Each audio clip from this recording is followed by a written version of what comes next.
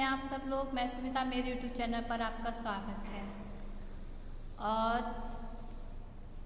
Video का पता है क्या हुआ, मैंने आपका एक वीडियो बनाया था यूपीएसआई का शब्द समूह, और मेरा दिमाग इतना ख़राब था, मैंने क्या किया, उसको बनाने के बाद अपलोड किया, और अपलोड करने के बाद जो मेरी स्कूल की वीडियोस थी उसके साथ में वो आ रहा था शो, और मैंने जल्दबाजी में उन वीडियो के साथ में पता है उस वीडियो को भी डिलीट कर दिया। और आज मैं यूट्यूब पे देख रही थी कि यार मैंने वो वीडियो बनाया था, वो वीडियो कहाँ चला गया।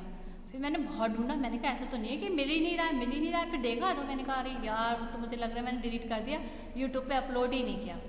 ऐसी बुद्धि ख़राब हो गई है मेरी तो, वीडियो बना बना के। खैर कोई नहीं, फिर मैंने सोचा कि चलो शब्द समूह वाला आपका टॉपिक निकल गया, मैंने कहा अब जो है वो नेक्स्ट बार बना दूँगी।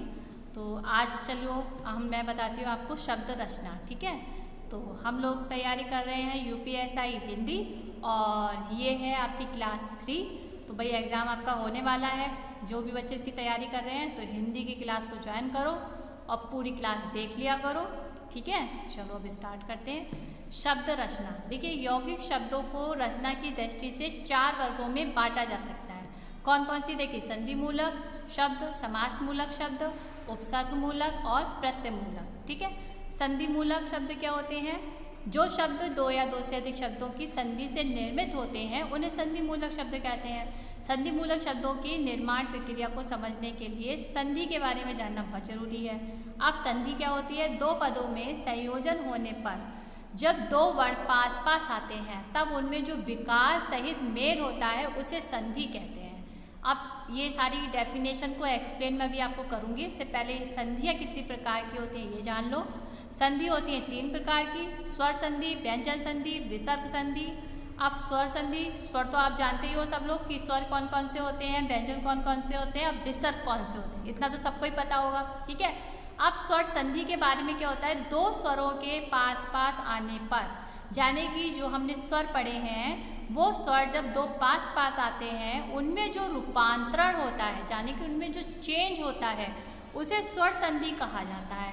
स्वर संधियाँ जो है 5 प्रकार की होती हैं। कौन कौन सी होती है, दीर्घ स्वर, यड़ स्वर, अयादि स्वर, गुण स्वर, वृद्धि स्वर। अब दीर्घ स्वर क्या होता है, ठीक है, अब इसको जानो, ये है, इसको अगर आपने समझ लिया तो आप संधि समझ गए। जब 2 सवर्ण स्वर पास पास आते हैं तो मिलकर दीर्घ हो जाते हैं। जैसे कि देखिए सबसे पहला आपका है भावार्थ, भावार्थ, भा वा।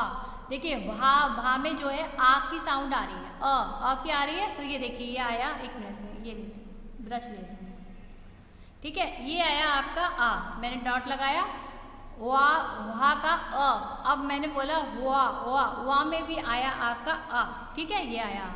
अब ये दोनों मिलकर बन गए आपके बड़ा आ, ठीक है, बड़ा आ बन गया, तो यानी कि दीर्घ हो गया, आ, बड़ा हुआ ना, दीर्घ हुआ ना। देखिए छोटा आ से बना आ से बड़ा आ, तो यानी कि भावार्थ, तो भाव प्लस अर्थ, भावार्थ। इसी तरीके से देखिए पुस्तकालय, अगर हम इसको संधि विच्छेद करेंगे तो संधि विच्छेद हमारा होगा पुस्तक प्लस आलय, तो पुस्तक, का में जो है आ का साउंड आ रहा है, आ का साउंड आ रहा है, तो ये देखिए जब भी आप कोई भी संधि करो तो उसका आप संधि विच्छेद पहले करोगे, और उस संधि विच्छेद के जो लास्ट अक्षर होगा उसमें आप देखोगे कि किस स्वर का या व्यंजन का या विसर्ग का किसका साउंड आ रहा है। जैसे कि पुस्तक, का में जो है आ का साउंड आ रहा है, ये देखिए आ रहा है। ऐसे आलय, आलय, आलय, आ जो बड़ा आ रहा है, तो ये देखिए आ, तो अब ये दोनों का साउंड बन गया बड़ा, ठीक है, पुस्तकालय। तो यहाँ पर जो है स्वर जो मिलकर दीर्घ हो जाते हैं, यानी कि बड़े हो जाते हैं, आ बड़ा हो गया। इसी तरीके से ये देखिए सारे साउंड दिए हुए हैं, आई होप समझ में आ रहा होगा। इसी तरीके से आपका कविंद्र, ठीक है, आपका है कविंद्र, तो आपने कविंद्र का जब संधि विच्छेद करा तो हुआ आपका कवि प्लस इंद्र। अब कवि, वी में ई का साउंड आ रहा है, कवि छोटी का साउंड आ रहा है, ऐसे ही इंद्र, तो ये आ गया आपका ई, और ये आ गया वी में से ई, तो ये ई मिलकर हो गया बड़ी ई, ठीक है, तो ई, तो यानी कि दीर्घ हो गया, ठीक है।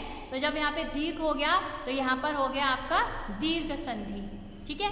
इसी तरीके से आपका ये देखिए उदित, अनुदित, अनुदित, अनुदित को आपने संधि विच्छेद किया तो आपका हुआ अनु प्लस उदित, अनु प्लस उदित। अब अनु, अनु, अनु में ना पे किसके साउंड है, छोटे ऊ की है, तो ये देखिए छोटा ऊ और उदित, ऊ छोटा ऊ, दोनों छोटे ऊ, छोटे ऊ, तो जाने कि क्या हो गया आपका बड़ा ऊ, तो जाने कि बड़ा साउंड आ रहा है, दीर्घ साउंड आ रहा है, तो यहाँ पे आपका क्या हो गया दीर्घ संधि। क्लियर?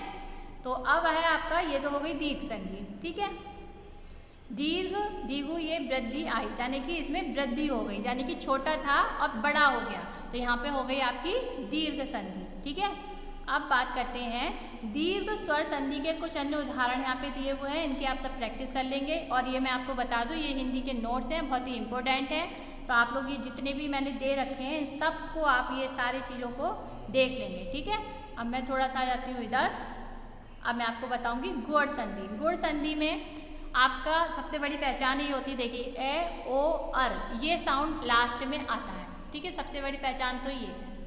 दूसरा क्या है, यदि अ अथवा बड़ा आ के बाद, यानी कि छोटा आ है और बड़ा आ के बाद, ठीक है, ई अथवा बड़ी ई हो तो दोनों मिलकर ए हो जाते हैं, तथा ए अथवा आ के बाद ऊ या ऊ हो तो दोनों मिलकर आ हो जाते हैं। तो आ अथवा आ के बाद यदि र शब्द हो तो दोनों मिलकर अर हो जाते हैं। अब कैसे हो जाते हैं इसके बारे में हम जानेंगे। जैसे कि देवेंद्र, अब हमने देवेंद्र का जब संधि विच्छेद किया तो हमारा बना देव प्लस इंद्र, तो देव, वा पे जो है आ का साउंड आ रहा है, आया, ये वा जो है इस पे आ का साउंड आया, और इंद्र ई ये आ गया ई, तो देखिए आ के बाद आया ई। अब हमने आ और ई को जोड़ा तो क्या बन गया, ए पढ़ेंगे, अगर हम इसको एक साथ पढ़ेंगे आ और ई को, तो ये बन गया ए, तो जाने कि हमारा हो गया गुण संधि। ऐसे ही नरेश, तो नरेश का नरेश, नर नर आया, तो नर प्लस ईश नरेश, तो रा में आपका आ गया आ का साउंड और ईश, तो यहाँ पे जो है बड़ी ई है तो ई, तो बड़ी ई और छोटा बन के हो गया ए। ठीक है, तो यहाँ पर आ गया आपका गुण संधि। ठीक है, तो इसी तरीके से आपको ये याद रखना है, ये याद रखना है कि आ के बाद में ई और ए बन जाता है, या आ के बाद में ऊ या ऊ मिलकर आ बन जाता है। ठीक है, तो ये आ जाता है आपका गुण संधि।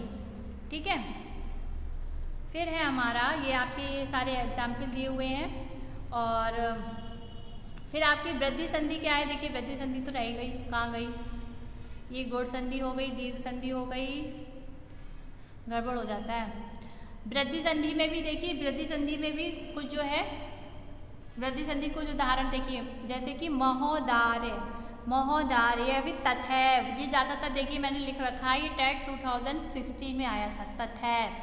तो तथैव का अगर हम संधि विच्छेद करेंगे तो आपका आएगा तथ, तथा, तथा में आ का साउंड है और ऐब में अ, तो अ और ऐब बन के हो गया ऐब, तथैव। ठीक है, तो यहाँ पे दीर्घ संधि हो गई, साउंड बढ़ गया। यड़ संधि क्या होती है, यड़ संधि में जो होता है, यदि ई ऊ और ऋण के बाद कोई भिन्न स्वर आ जाए, अलग सा कोई स्वर आ जाए और इनका परिवर्तन जो है य, वा और रा में हो जाए, तो यहाँ पर यड़ संधि हो जाती है। जैसे कि इत्यादि, अब इत्यादि का अगर हम संधि विच्छेद करें तो इति प्लस आदि, तो इति का तो ती का आया ई, ठीक है, ती का क्या आया आपका ई, और आदि, तो यहाँ पे या का साउंड आ रहा है ना, इत्यादि, या का साउंड आया तो ई और या बन के हुआ ई और या बन के हो गया। ठीक है, तो यहाँ पे देखिए ई और या बन के हुआ य, ठीक है, तो ई और या यानी कि अब जैसे कि देव्या वाहन, देवी प्लस आवाहन, तो यहाँ पर देखिए देवी यानी कि बड़ी ई, अवाहन, देव्या, या का साउंड आ रहा है ना, देव्यावन। तो इसको जब आप कोई भी संधि विच्छेद करेंगे तो आपको उसका उच्चारण करना पड़ेगा।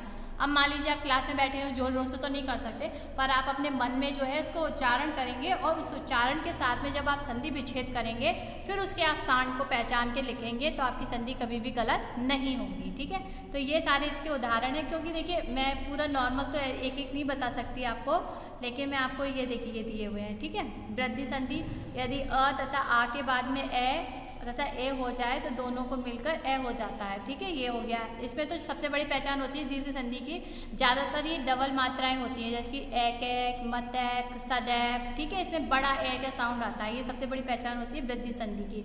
और व्यंजन संधि भी बहुत सरल होती है। व्यंजन संधि में जब भी आप उसका संधि विच्छेद करेंगे तो व्यंजन आता है। व्यंजन आप जानते ही हैं कि कितना कौन कौन से व्यंजन होते हैं। तो व्यंजन के साथ स्वर अथवा व्यंजन के मेल से उस व्यंजन में जो रूपांतरण होता है, स्वर और व्यंजन, यानी कि एक स्वर और स्वर के बाद में जो व्यंजन, उसके बाद में जो उसमें चेंज होता है, उसे व्यंजन संधि कहते हैं। जैसे कि जगदीश, अब जगत, ठीक है, त में साउंड आया आपका आ का, अब ईश तो ई आया, अब ई क्या है आपका जगदीश। तो देखिए त और अ और ई, आ और ई बन के एक नया वर्ड बन गया, यानी कि व्यंजन का बना, तो आपका यहाँ पर आ जाएगा व्यंजन संधि।